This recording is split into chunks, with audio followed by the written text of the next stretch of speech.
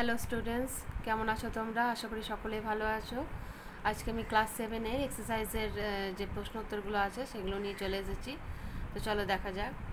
প্রথমেরটা দেখো দৌলতাবাদ, তারপরটা হুন্ডি, তারপরটা রূপো, তারপরটা কসবা, তারপরটা বুরহানপুর।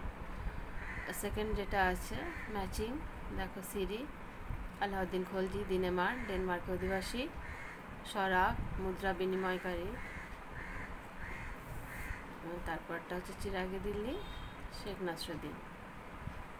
এবার যে এক্সারসাইজের প্রশ্নগুলো আছে তার উত্তরগুলো আমি বলছি।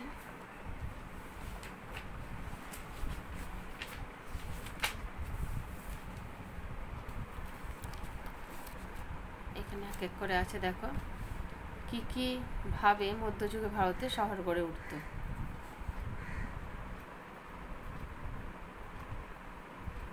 মধ্যযুগে ভারতে অনেক শহর গড়ে উঠেছে। শহর শব্দটি এসেছিল ফরাসি শব্দ থেকে। মধ্যযুগ বা সুলতানি ও মুঘল যুগে ভারতে বিভিন্নভাবে শহর গড়ে উঠেছিল। এক হচ্ছে অর্থনৈতিক কারণ, দুই রাজনৈতিক ও প্রশাসনিক কারণ। এটা ডিটেলসে তোমরা লিখতে পারো। আর থার্ড এখানে আছে ধর্মীয় কারণ। ঠিক আছে, তারপরে এখানে আরেকটা চলে যায়, কেন কোথায় শাহজাহানাবাদ শহরটি গড়ে উঠেছিল। প্রতিষ্ঠার কারণ, মুঘল সম্রাট শাহজাহান এই শহরটি প্রতিষ্ঠা করেছিলেন। তিনি সুলতানি আমলে গড়ে ওঠা ধ্বংসপ্রাপ্ত দিল্লি শহরের রাজধানী গড়ে তুলতে চাননি, তাই তিনি নতুন করে এটি শহর গড়ে তুলেছিলেন, যার নাম হয়েছিল শাহজাহানাবাদ। এটি তৈরি করা হয়েছে তোমার 1639 খ্রিস্টাব্দে।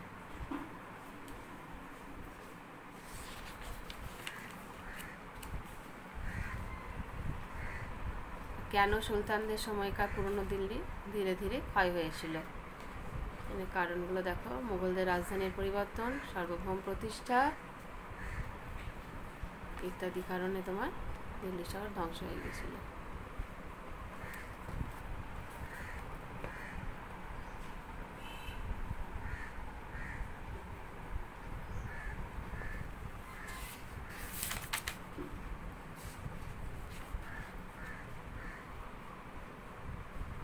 ইউরোপীয় কোম্পানিগুলির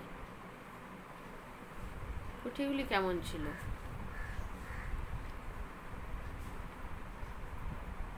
দিতে পারো। কুঠিগুলিতে ইউরোপীয় বণিকরা নিজেদের বাড়িঘর তৈরি করতো। কুঠিগুলি দুর্গের মতো অস্ত্রশস্ত্র রেখে সুরক্ষিত করে রাখা হতো। কুঠিগুলিতে মালির গুদামও থাকতো। এটা আরেকটা আছে, মুঘল শাসকরা কিভাবে ব্যবসা বাণিজ্যে উৎসাহ দিতেন।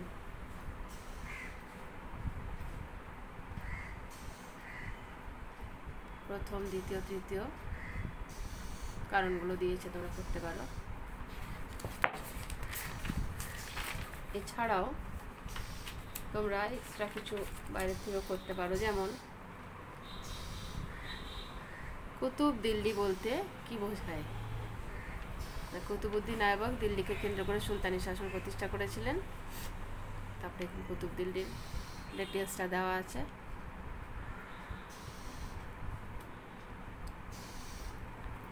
আর একটাও আছে, দেখো দিল্লির নাম হাজরাতি দিল্লি হয়েছিল কেন। দিল্লির গুরুত্ব বৃদ্ধি। এখানে আর একটা আছে, ইসলামের পীঠস্থান।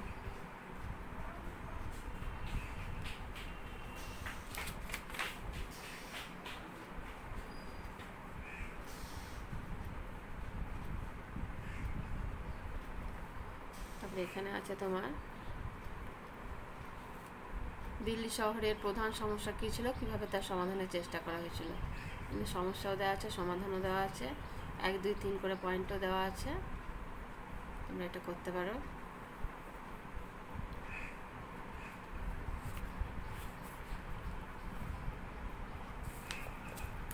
তারপর অনেক সময় আছে টিকাতে লাল কেল্লা, এটা তোমরা লিখতে পারো।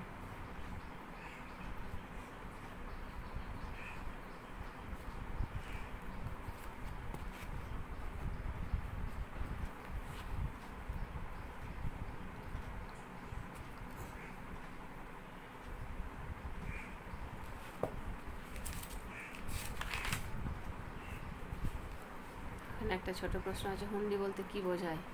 এটা বইয়েতেও আছে টেক্সটে, ওটা তোমরা মুখস্থ করতে পারো কিংবা এখান থেকেও করতে পারো। দিয়েছিল কি এক ধরনের বিভিন্ন মূল্যের কাগজ, যার মাধ্যমে এক জায়গা থেকে অন্য জায়গায় টাকা পাঠানো যেত। আর মধ্যযুগের ভারতে এই ব্যবস্থা চালু হয়েছিল।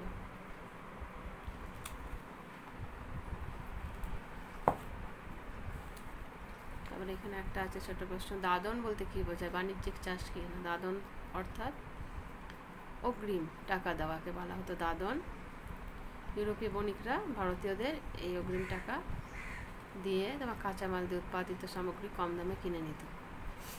বাণিজ্যিক চাষ এখানে দেওয়া আছে, দেখো আমরা দিতে পারো। ঠিক আছে, তাহলে আশা করি অনেকটাই তোমাদের সাহায্য করতে পেরেছি। তাহলে তোমরা এগুলো মন দিয়ে করবে, আর টেক্সটের ভেতরে যে টুকরো কথাগুলো আছে সেগুলো কিন্তু অবশ্যই পড়বে, তার সাথে সাথে এই টেক্সটের কোয়েশ্চেনগুলো, তাহলে দেখবে মোটামুটি তোমরা ভালো মার্কস আনতে পারবে। তাহলে আজ এই পর্যন্তই থাক, আবার সময় পেলে তোমাদের রিভিশন নেব। ভালো থেকো তোমরা তাহলে।